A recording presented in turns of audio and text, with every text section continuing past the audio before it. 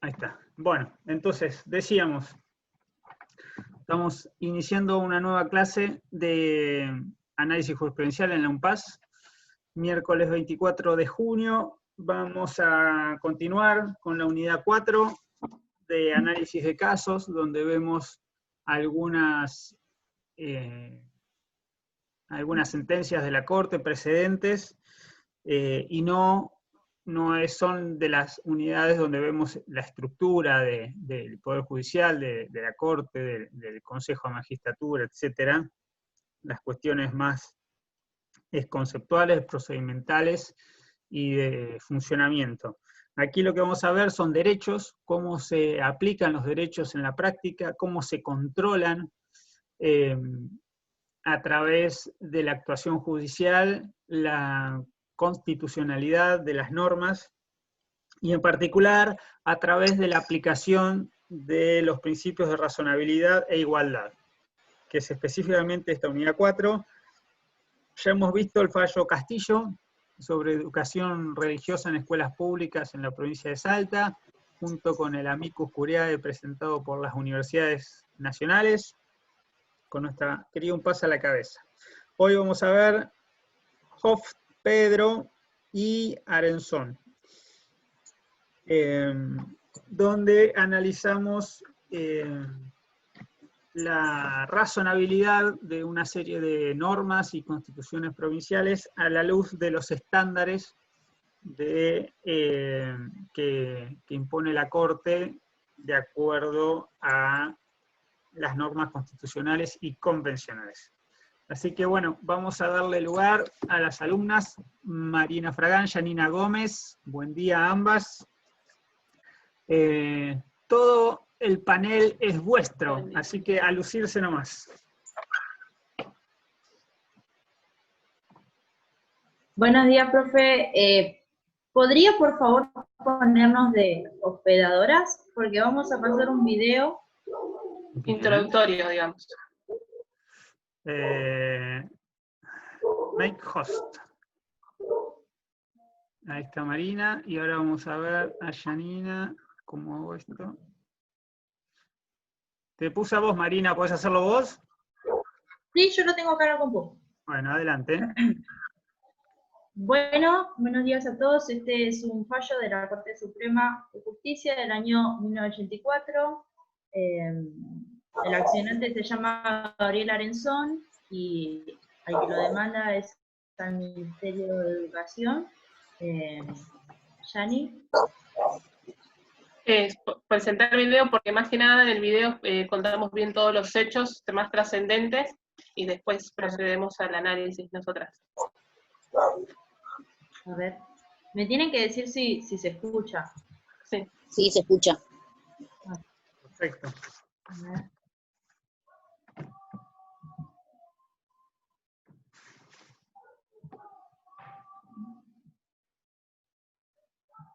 ¿Se escucha, chicas?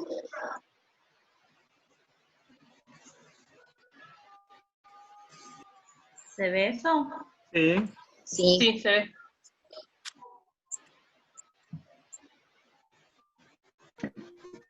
¿Esas son ustedes? Gabriel Arenzón. ¿Se escucha o no? Sí. Sí. Ay. Sí, qué miedo. Sí. Oye.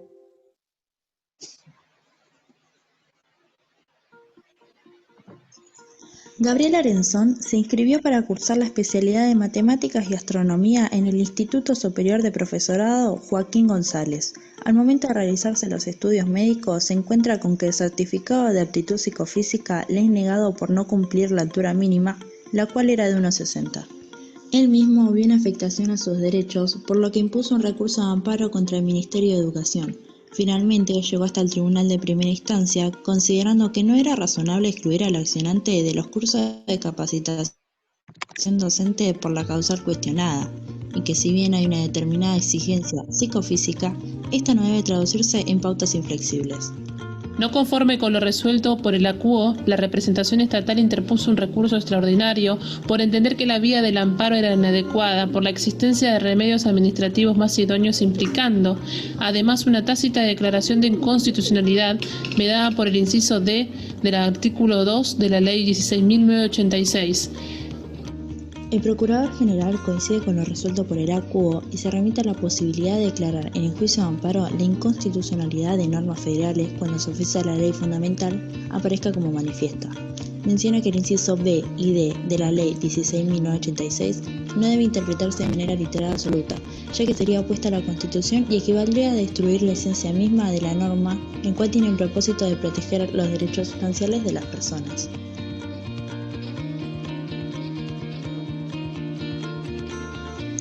Genaro Garrió, José Caballeros, Carlos Fait, Augusto Belucio y Enrique Petracci fallaron a favor de lo recomendado por el Procurador General, rechazando así el recurso extraordinario interpuesto.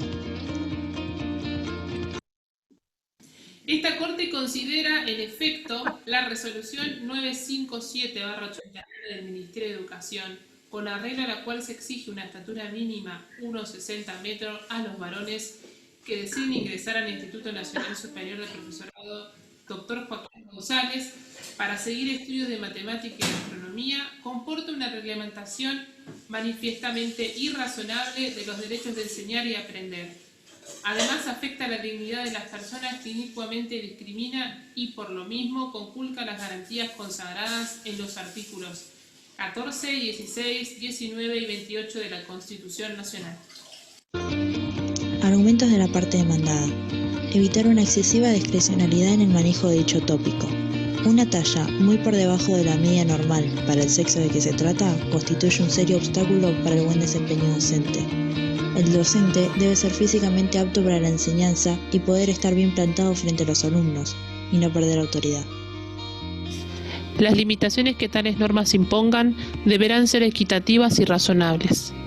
Los argumentos de la parte demandada importan un conjunto de principios cuestionables, ya que dejan al descubierto, desenmascarados, los equívocos radicales de la defensa, la tonta trama de sus racionalizaciones y sus oscuras vetas místicas.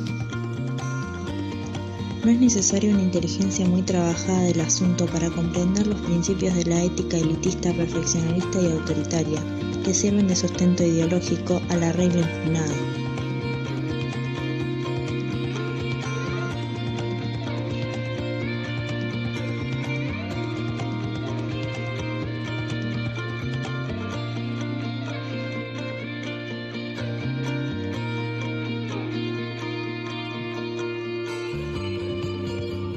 Bueno, hago un paréntesis acá, nos podemos contactar con Gabriela Arenzón, estamos muy contentas, nos respondió muy amablemente y nos contestó unas preguntitas que les queríamos hacer más personales. Ese fue el mensaje que yo le mandé y estuvimos charlando un ratito, me pasó su mail y le hice unas preguntitas que Como una breve encuestita, le hicimos una entrevista.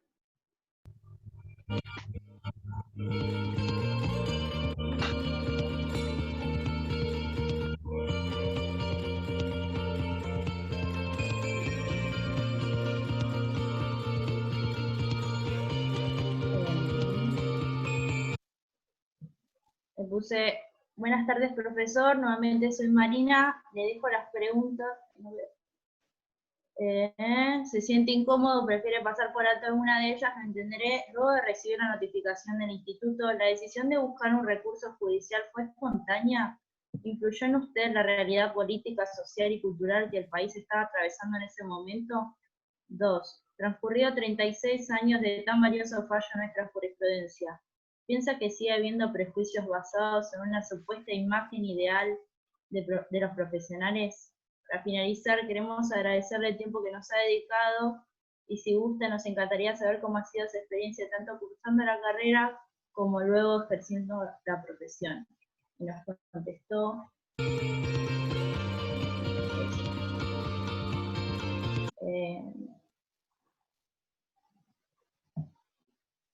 Hola Marina, en primer lugar te quería aclarar que no soy profesor, gané el juicio, pero no seguí estudiando formalmente, ya que no terminé los estudios en el profesorado. Sí seguí estudiando en forma autodidacta, es más, doy clases particulares de matemática porque es lo que me gusta y lo vengo haciendo hace más de 20 años. Mi amor por la materia no fue afectado por el hecho que me impidieran en un principio estudiar en el profesorado. Te quería comentar acerca de la decisión de recurrir a una vía judicial, una decisión que tomé porque me parecía una arbitrariedad no poder estudiar y a mis padres también. Conversé con ellos, me apoyaron y acompañaron en todo este proceso. Lo que estaba sucediendo en el país sí influyó en mí con respecto a la segunda pregunta. Pienso que sigue habiendo prejuicios sociales. Me alegra mucho que este fallo haya abierto las puertas para que otras personas puedan estudiar sin tener estos obstáculos. De todas formas, hubo muchos cambios en la sociedad en donde son aceptados y aceptadas las personas diferentes. Espero y deseo que eso se haya ampliado y tengamos una sociedad más comprensiva y justa. Lo que les puedo decir es que me siento muy bien por haber iniciado ese juicio, haberme animado a hacer en tiempos difíciles. Por otro lado, estoy muy feliz de haber podido dar clases particulares de matemática. Al fin y al cabo, es lo que quería hacer. Espero les haya servido mi respuesta. Saludos, Gabriel. Bien, qué bueno.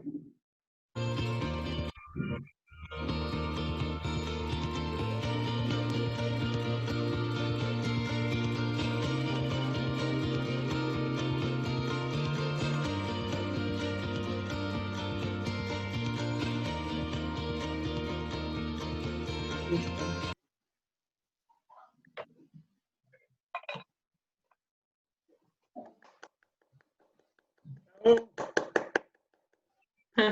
Excelente, muy bueno, me encantó. Muy Estuvo bueno. re lindo, chicas. Muy bueno, muy bueno. Gracias.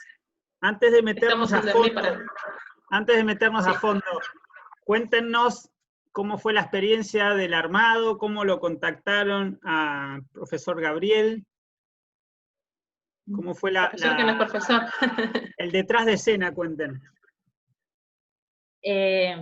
Estaba buscando las imágenes de los juristas y no sé por qué empecé a ver que estaban todos muertos, así fue, empecé viendo, y dije, ¿y el actor qué habrá pasado con él? Porque fueron 36 años nomás y calculé que él habrá tenido, no sé, 20, 25 años, que no debe ser una persona grande. Entonces lo primero que hice fue buscar por Instagram, y hay una foto donde él está dando clases particulares. Y nada, me animé, Yani me dijo, hablale Maru, por ahí, qué sé yo, da a saber. Y le hablé y la verdad muy macanudo, de hecho me mandó un mensaje después por Instagram y me dijo si le avisemos si le servía, lo que nos había respondido, ¿no? La verdad, fue muy lindo. ¿Yani? No, quería comentar que la idea era hacer un sketch entre las dos, pero no resultó. Por eso pusimos un pedacito de lo que hizo un videito con TikTok, la aplicación. Sí, Queríamos excelente. que sea un poco media... Que hay varios videos, pero puso uno solo, Marina, se animó uno solo. Te convertiste en magistrada. Claro. Bien, muy bien. Estuvo bueno excelente. jugar un poco a... Bien, a mí no dejan de asombrarme las capacidades de ustedes, cómo se dan maña para jugar con la tecnología, y me pareció muy bueno. No sé qué opina el resto, cómo lo han Está visto. buenísimo. Muy bueno, muy bueno. La verdad, muy didáctico. Pero me gustaría preguntarle a las chicas por qué no les resultó el video que habían filmado. ¿Por qué Digo, no? como para experiencia futura, ¿no? De los otros grupos. No entiendo, ¿qué? Que está muy bueno y muy didáctico, realmente muy buen trabajo, pero me gustaría preguntarle, ¿por qué no les resultó el video? Recién comentaste que había videos y no les resultó, que por eso hicieron esa... Claro, no, que en principio queremos hacer un sketch entre las dos. Eso, porque para experiencia de otros grupos, ¿no? Inclusive... Claro, queríamos hacer tipo una puesta en escena entre las dos, como ahora hay tanta facilidad con las aplicaciones, pero eso no resultó y nos llevó a hacer el video más así, con imágenes y demás. Pasa que No digo- a la distancia es difícil ponernos de acuerdo y demás con las imágenes, con las grabaciones de lo que vamos a decir. Ah, está bien, gracias.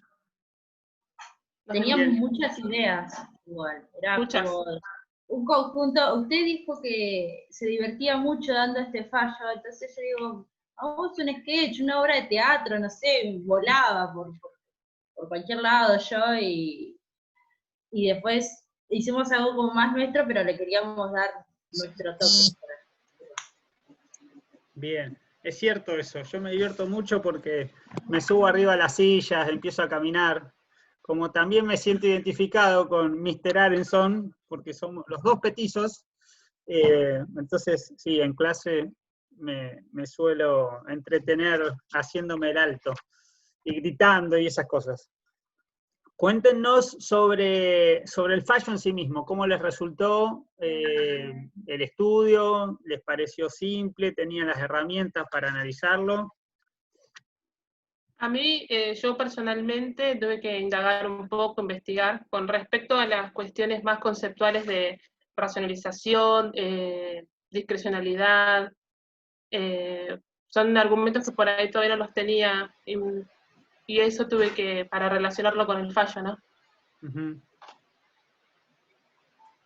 A simple vista era como un fallo bastante fácil, por así decirlo. Sí, pero tiene Pues, mucho para analizar. sí, hacíamos reuniones por Zoom y leíamos un considerando y encontrábamos miles de cosas. Por ejemplo, leyendo lo del procurador, decía que no había que tomar de manera absoluta, de manera literal absoluta, las cosas que nosotros estábamos hablando en clase. Algunas partes de la ley de amparo. Nos gustó mucho también los votos de Belluccio y Petracci, que fue lo que le da mucho gusto al fallo. Uh-huh. Y después... Nada, de un principio tuvimos que ubicarnos en el contexto también para darnos cuenta que todavía no estaba normatizado en la Constitución, que se basaban todos en la ley 1986. Tuvimos que ubicarnos en el contexto, también relacionarlo con que se encontraban recién volviendo a después del gobierno de facto. Es uno de los primeros fallos que surgen y que la Corte también toma decisiones más democráticas. Muy bien, Janina, eso me parece muy acertado. Vi que también se lo preguntaron a Arenson, y como diría Gordillo, es de las cuestiones nodales, pero que no se hablan en el fallo. No... Uy, me quedé colgado. ¿Me escuchan? Ahí está. Digo, son de las cuestiones nodales que el fallo no menciona, que es precisamente cuando se dicta, y lo que está reflejando es un poco el cambio de cultura, ¿no? No solo se critica una norma, sino un pensamiento que estaba reinante en la sociedad. Claro. ¿Cómo lo vieron eso ustedes? Sí, constantemente se menciona que esta norma resultó autoritaria, elitista, perfeccionista, quizás porque fue implementada durante el gobierno de facto, ¿no? Ellos lo aplicaron. ¿Cómo De hecho, hay un describirían eso? caso análogo Sí, que a habla de ver. una chica de unos 18 años que quería estudiar geografía y le faltaba la vista de un ojo, creo. No, sí. Pero sí o no. Sí, la que quería estudiar el profesorado de geografía. ¿Esa decís? Claro. Sí. Y faltaba la vista de un ojo, y también se lo negaban por la resolución esa, pero en realidad también era algo que habían implementado el gobierno de facto, también la vista de ambos ojos. Yo también. Yo lo relaciono con... Perdón, sí. No, terminé. Perdón. Yo lo relaciono mucho a esta resolución con las categorías sospechosas que había mencionado en la clase anterior usted, profesor. porque es una norma que excluye, ¿no?, a un sector desprivilegiado, y que en este caso el Estado, digamos, no tuvo en cuenta, y que además discriminó. ¿A qué te referís con discriminar? Discriminar, pero mal. Sí, está bien, yo sé que discriminar es separar, pero discriminó basándose en una estructura, como constantemente dice el fallo, elitista y perfeccionista, y autoritaria también, ¿no? ¿Qué quiere decir todo eso? Me mató el feo. ¿Por qué lo De llamamos, leerlo tanto. ¿por qué lo llamamos elitista? ¿Qué sería una norma elitista? A la que solo acceden determinados grupos, profesor. Bien, ¿y en este caso quiénes? Los Y en este caso es un mayores, los que tienen más de 1,60 m. Exacto. O sea, ahí estamos discriminando por altura. Por altura, sí. ¿Por qué lo llamaríamos elitista a discriminar por altura? porque solo accederían los que tienen más de 1,60, y son un montón. ¿Pero por qué eso sería elitista? Porque uno habla de élite, parecería ser que es un estrato minoritario y privilegiado de la sociedad. No termino de ver la relación con la altura. Quizás en un momento nombra para el sexo del que se trata, podría Sí, relacionarse sí. con eso. Y Se ustedes lo refería resaltan, también en este sí. momento al hombre más, más alto, más como con una, no sé cómo, también dice de una forma bien plantada. Eso también.